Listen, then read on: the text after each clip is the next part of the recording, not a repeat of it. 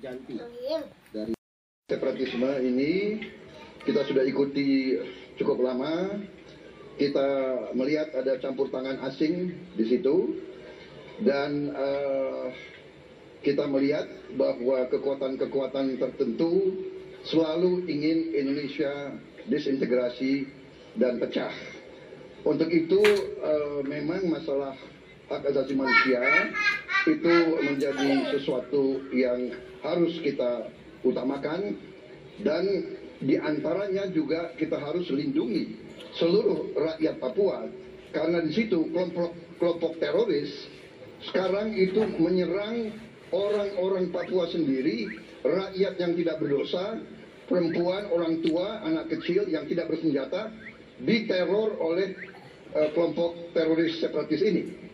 Jadi rencana saya pertama adalah tentunya menegakkan hukum, memperkuat aparat-aparat di situ, dan juga mempercepat pembangunan ekonomi.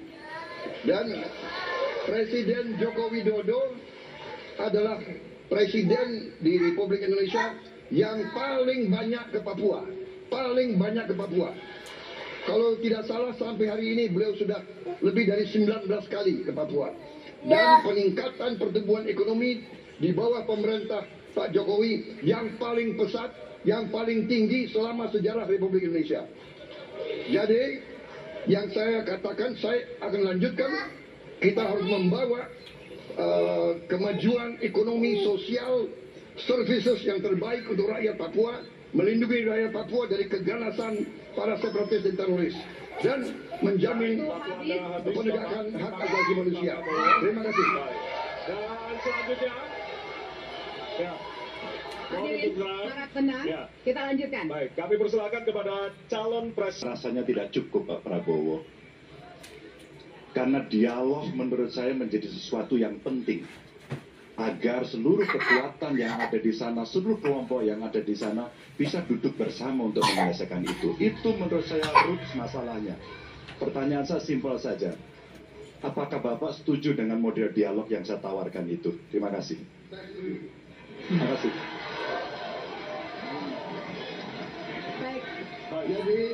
Bapak Prabowo, kita tahan dulu. Saya mau jawab. Waktunya Bapak merespon nanti setelah mendengarkan jawaban ataupun tanggapan dari paslon nomor 1. Terima kasih atas pengertiannya. Harap tenang hadirin, kita akan lanjut presiden nomor urut 2. Waktunya 1 menit dari sekarang. Masalahnya bukan kekerasan. Karena ketika bicara kekerasan di Jakarta aja ada 3 pandangan. Ada yang menganggap ini terorisme, ada yang menganggap ini separatisme, ada yang menganggap ini kriminal. Di kita aja di Jakarta ada perbedaan pandangan. Apa masalah utamanya? Masalah utamanya adalah tiadanya keadilan di tanah Papua. Itu masalah utama. Oke? Jadi tujuannya bukan semata-mata tentang mentiadakan kekerasan. Karena damai itu bukan tiada kekerasan, damai itu ada keadilan. Itu prinsip utamanya. Nah, jadi caranya bagaimana? Satu, atas semua peristiwa pelanggaran HAM yang terjadi dilakukan tindakan penyelesaian hingga tuntas. Okay? Yang kedua, mencegah terjadinya pengulangan dengan memastikan semua yang bekerja di Papua memahami bahwa yang harus dihadirkan bukan tidak ada kekerasan tapi keadilan. Yang ketiga, melakukan dialog dengan semua secara kopartisipatif. Terima kasih. Terima kasih. Dan selanjutnya kami persilakan kembali kepada calon presiden, dimulai dari sekarang. Benar, saya sangat setuju. Kita harus ada pendekatan dialog. Benar, ya. Dan saya juga setuju. Harus. Tunggu dulu, aku mau jawab.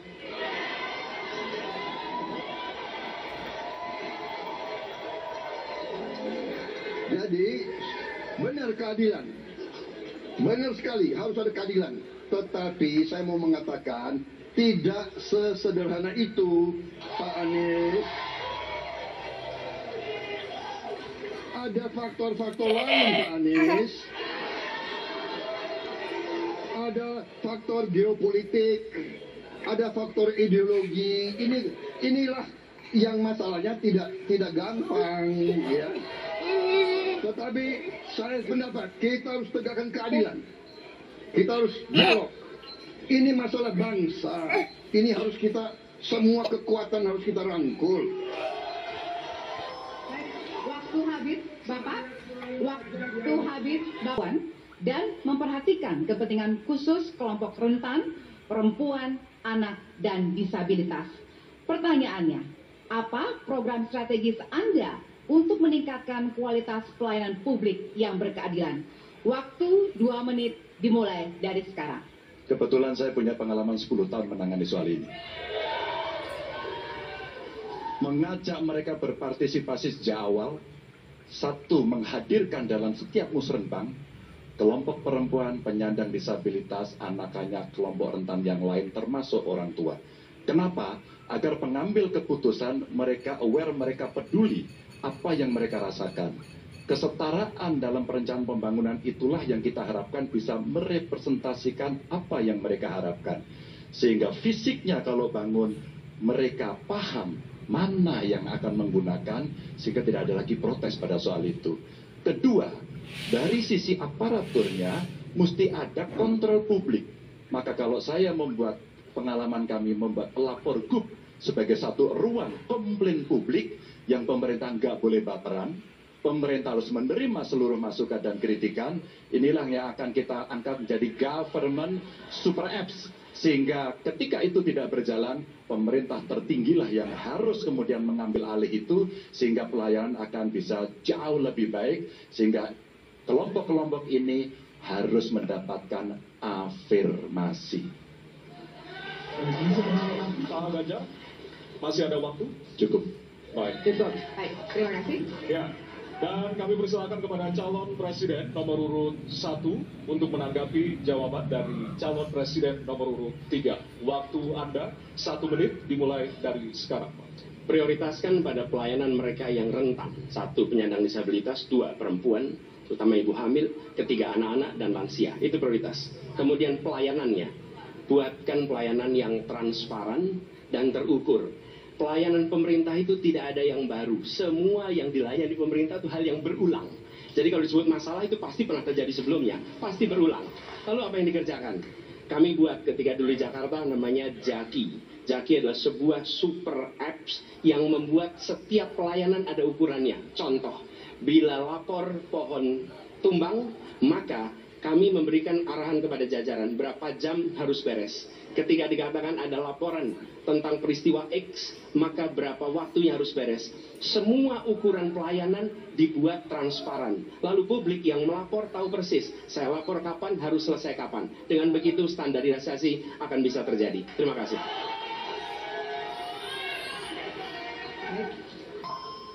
Terima kasih atas tanggapannya. Silakan kepada calon presiden nomor urut 2 untuk menanggapi jawaban calon presiden nomor urut 3. Waktunya 1 menit dari sekarang. Menurut pandangan saya, kelompok rentan itu juga termasuk para petani dan nelayan. Dan yang saya dapat setelah saya keliling, khususnya di Jawa Tengah, Pak Ganjar, petani-petani di situ sangat sulit dapat pupuk.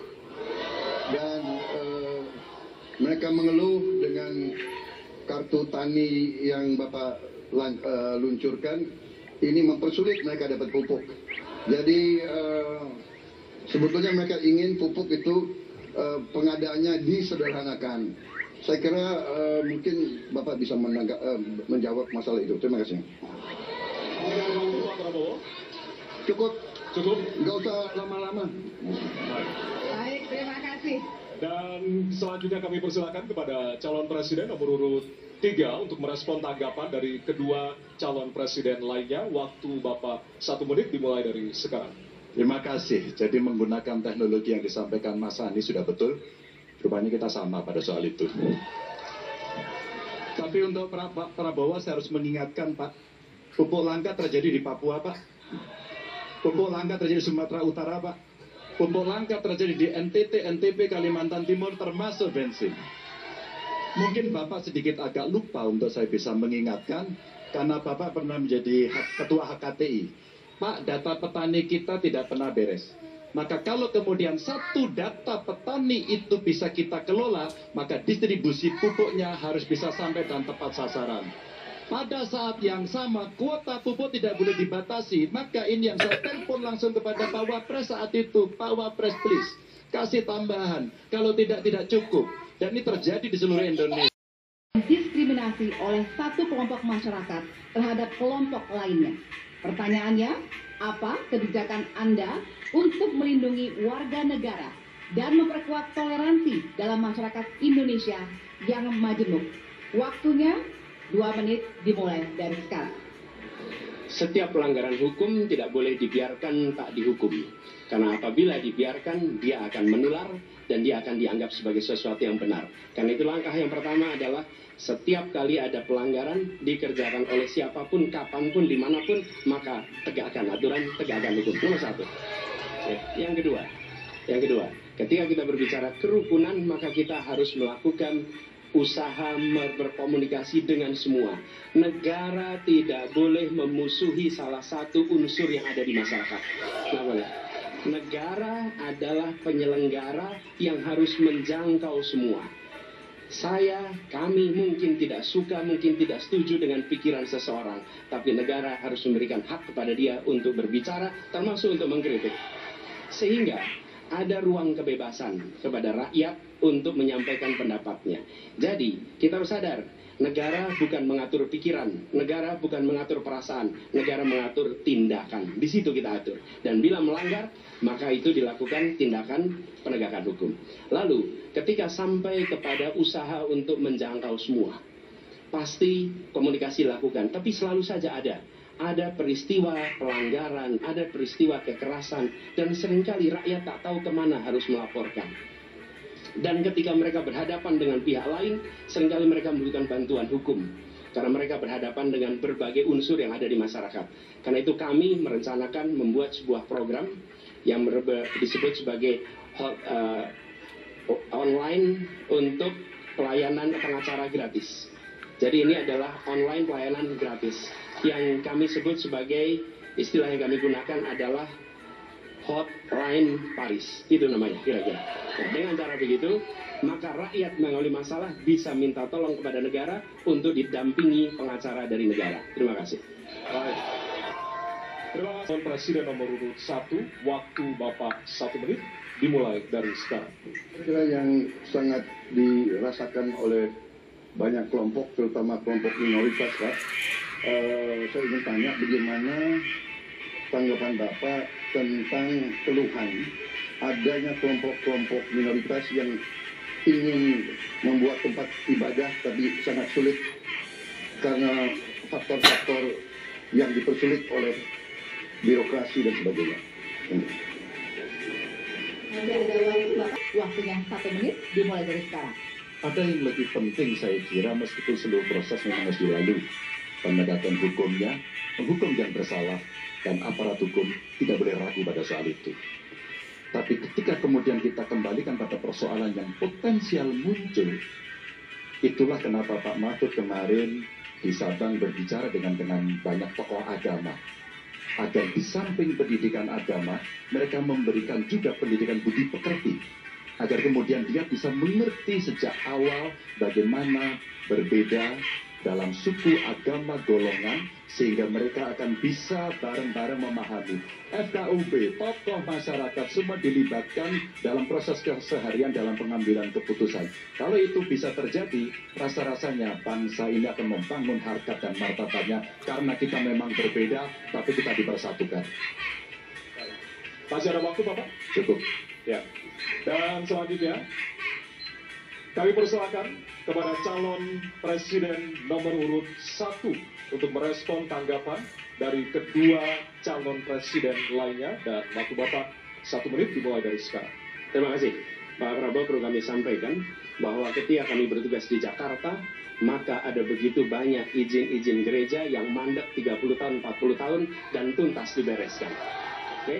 Antrian yang amat panjang, yang tidak pernah selesai. Dan kemudian banyak kelompok agama dari mulai Buddha, Hindu, Kristen yang mengalami kesulitan mendirikan tempat ibadah, mereka menerima izin tempat ibadah dan mereka bisa beribadah dengan baik. Dan kalau boleh saya laporkan, dalam sejarah Gubernur Jakarta yang paling banyak memberikan izin rumah ibadah adalah Gubernur Anies Baswedan. Ketika umat Islam mau mendirikan masjid dan tidak bisa mendapat izinnya, saya bicara. Ketika umat Kristen mau mendirikan gereja tidak bisa mendapatkan izin dari masyarakat, saya bicara.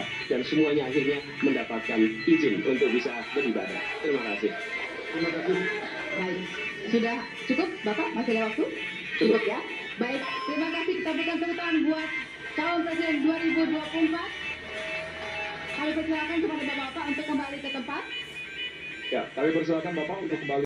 Ada pandang perspektif berbeda yang membuat masyarakat bisa menilai. Karena itu oposisi itu penting dan sama-sama terhormat. Sayangnya tidak semua orang tahan untuk berada menjadi oposisi. Okay? Seperti sampaikan Pak Prabowo tidak tahan untuk menjadi oposisi. Apa yang terjadi? Beliau sendiri menyampaikan bahwa tidak berada dalam kekuasaan membuat tidak bisa berbisnis, tidak bisa berusaha. Karena itu harus berada dalam kekuasaan. Kekuasaan lebih dari soal bisnis, kekuasaan lebih dari soal uang, kekuasaan soal kehormatan untuk menjalankan kedaulatan rakyat. Baik, waktu Anda habis Bapak. Kami setuju dengan pernyataan tersebut. Apa alasannya dan apa komitmen Anda untuk menjaga independensi kekuasaan kehakiman? Waktu Anda 2 menit Bapak, dimulai dari sekarang. Saya sangat setuju bahwa kehakiman harus independen, kehakiman harus yudikatif, ya, harus independen, dan harus kuat, dan tidak boleh diintervensi oleh kekuasaan. Saya sangat setuju itu. Dan saya berkomitmen untuk memperkuat itu. Manakala saya menerima mandat dari rakyat, saya akan memperbaiki kualitas hidup semua hakim-hakim di Republik Indonesia, semua pekerja di sekitar pengadilan, dan semua penegak hukum akan saya perbaiki kualitas hidupnya, gajinya diperbaiki, supaya mereka tidak dapat diintervensi, tidak dapat disogok, tidak dapat dikoruk. Itu komitmen saya kepada rakyat Indonesia. Terima kasih. Masih ada waktunya Bapak, silakan menambahkan. Cukup. Cukup? Ya. Baik. Biasa. Tapi dalam konteks kekinian, saya terpaksa, ini mohon maaf Pak, ini terpaksa sekali saya harus bertanya, apa komentar Pak Prabowo terhadap putusan MK yang melahirkan MK itu? Itu aja. Ditahan dulu Bapak, apakah ada yang ditambahkan selain itu? Cukup. Jika saya bertugas sebagai presiden, maka saya akan tegaskan kepada semua yang berada di lingkar judisial bahwa tugas Anda bukan hanya menegakkan hukum, tugas Anda menghadirkan rasa keadilan. Nomor 1, tegaskan itu. Yang kedua, bila terjadi praktek-praktek di mana keadilan tidak hadir, maka negara tidak boleh diam dan mengatakan, nah itu kan proses hukum. Tidak bisa. Justru negara harus mempertanyakan apa yang sesungguhnya terjadi. Saya kira mengenai Mahkamah Konstitusi, aturannya sudah jelas. Kita juga bukan anak kecil, rakyat kita juga pandai, rakyat kita lihat, rakyat kita tahu. Mas Ganjar, kita tahulah ya bagaimana prosesnya, ya. Yang intervensi siapa? Ya, yang intervensi siapa? Tapi intinya adalah kita tegakkan konstitusi, kita tegakkan undang-undang, kita perbaiki yang kurang sempurna, dan kita patuh kepada komitmen undang-undang itu sendiri. Jadi saya kira itu tentang apa tadi disampaikan Pak Anies. Dalam hal ini saya setuju dengan Pak Anies. Waktunya masih ada Bapak? Saya sependapat kita harus membuat yudikatif kuat, harus ada merit system, harus ada ujian-ujian yang baik. Waktunya supaya hakim itu Bapak. hakim yang Terima terbaik kasih untuk atas Indonesia. jawabannya. Sekarang kita kasih apresiasi dari 3 calon presiden yang tentunya sudah saling menanggapi di kesempatan segmen kali ini. Dan kami persilakan kepada Bapak calon presiden untuk kembali ke tempat masing-masing. Sisi yang bebas untuk mengkritik pemerintah dan menjadi penyeimbang pemerintah. Yang ketiga, adanya proses pemilu, proses pilpres yang netral, yang transparan, jujur, adil. 3. Dan kalau kita saksikan daerah ini, 2 ini mengalami problem. Kita menyaksikan bagaimana kebebasan berbicara menurun, termasuk mengkritik partai politik. Dan angka demokrasi kita menurun, indeks demokrasi kita. Bahkan pasal-pasal yang memberikan kewenangan untuk digunakan secara karet kepada pengkritik, misalnya Undang-Undang ITE atau pasal 14, 15 Undang-Undang Nomor 1 tahun 1946. Itu semua membuat kebebasan berbicara menjadi terganggu. Yang kedua, oposisi. Kita saksikan minim sekali adanya oposisi selama ini. Dan sekarang ujiannya adalah besok. Bisakah pemilu diselenggarakan dengan netralitas, dengan adil, dengan jujur? Ini ujian ketiga. Jadi, persoalan demokrasi kita lebih luas dari segala persoalan kepada partai politik. Nah, bagaimana untuk partai politik sendiri? Partai politik baru mengembalikan kepercayaan. Tapi di sini ada peran negara. Menurut saya salah satu masalah yang mendasar, partai politik ini memerlukan biaya. Dan biaya politik selama ini tidak pernah diperhatikan di dalam proses politik. Untuk kampanye, untuk operasional partai, semua ada biayanya. Sudah saatnya pembiayaan politik itu dihitung dengan benar. Ada transparansi, sehingga rakyat pun melihat ini institusi yang bisa dipertanggungjawabkan. Jadi salah satu reformnya adalah reform pembiayaan politik oleh partai politik. Terima kasih. Baik. Tanggapi jawaban calon presiden nomor urut 1, waktunya 1 menit dimulai dari sekarang. Mas Anies.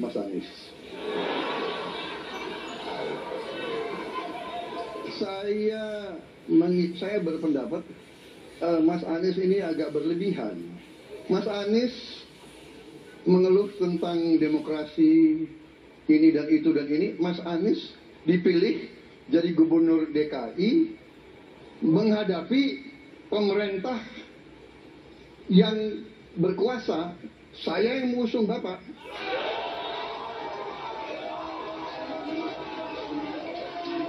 Kalau demokrasi kita tidak berjalan, tidak mungkin Anda jadi gubernur.